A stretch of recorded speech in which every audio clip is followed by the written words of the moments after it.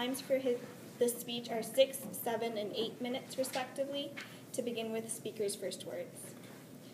So, this story is based on Madhav's childhood experiences. How would you explain death to a 7-year-old? In these modern times, if you are inclined, you can show them photographs. If your child plays video games, it is likely that they are already serial killers. But the year was 1968.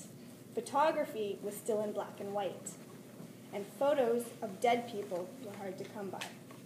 Ladies and gentlemen, please help me in welcoming Madhav Kuchuni, explaining death to a child. Explaining death to a child, Madhav Kuchuni.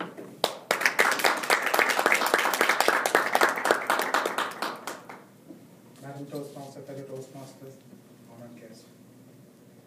What happens when a person dies? When Arun asked this question, his uncle decided to humor him. So on one fine morning, Arun wore his best clothes and went to the medical college hospital with his uncle who was a doctor. Arun was just 7 years old at that time. So all the buildings were painted. They were so big. It was in yellow and white. At the end of one of the buildings, they entered a long corridor. At the end of the corridor, there was a big room. When they opened the door was creaking. They went inside. It was a big room. It was dark. The windows were all painted black. The paint was peeling on some of the windows and sunshine was filtering through. Arun put his best foot forward and played with the sunshine with his foot. That's when he noticed a large bench on one corner of the room. There were shapes of people there. It was next to a big glass window. A beam of sunshine fell on the person on the top. Arun asked his uncle, "What are they doing there?" So from the middle of the room, his uncle said, "They are all dead bodies." Arun went by, close by, and looked at them.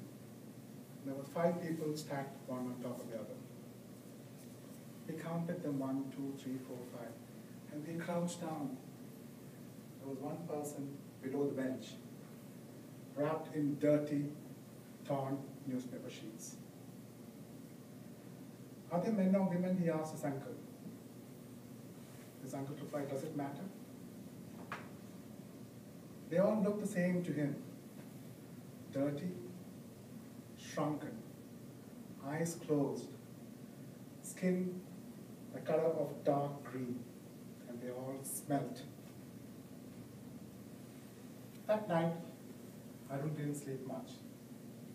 Sometime in the middle of the night, a raindrop bounced on the windowsill and splattered on his face.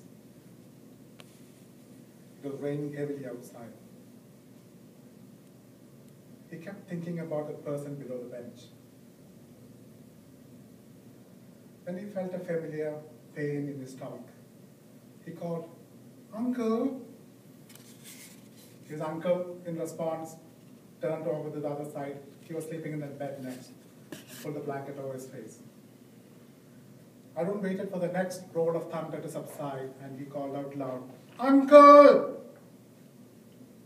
Uncle turned around, whipped out his torchlight, and flashed it at him.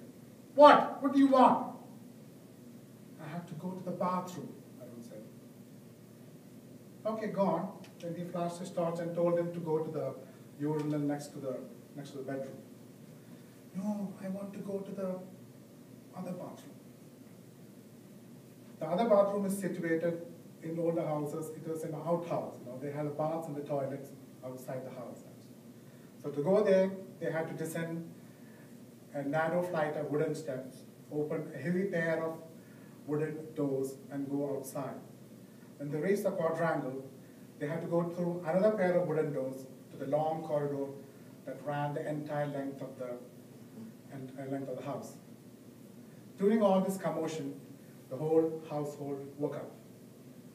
The grandmother came out with a big, shiny metal torch of hers. Behind her, two of her sisters came with torches of their own. And Arun heard the last sister waking up her husband inside the house. Arun's grandmother put him up on a wooden ledge and poked him in the ribs and asked him, "Does it pain here?" So Arun pulled the suspenders on his khaki shorts and shrugged. "Doesn't pain anymore." His uncle had this funny expression on his face. He just wants to go out and play in the rain. So his grandmother proceeded to go with him to the outhouse. So Arun said, no, just give me a torch and umbrella, I'll go by myself. So with the torch and umbrella in one hand, he tried to catch the heavy raindrops with the other.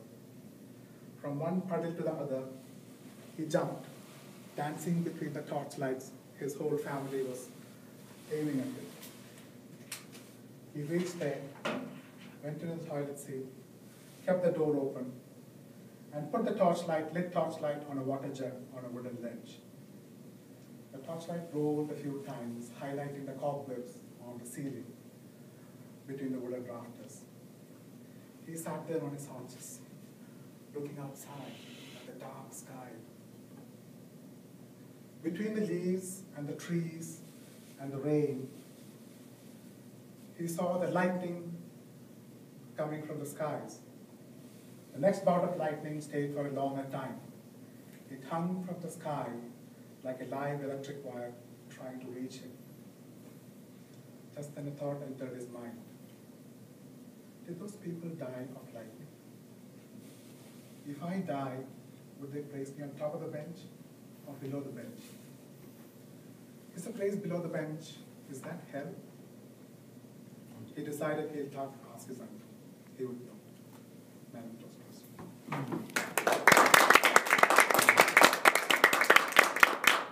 Thank you very much. So now I ask you to please take a minute to complete the gift evaluation for Madhav. Madam Timer, again,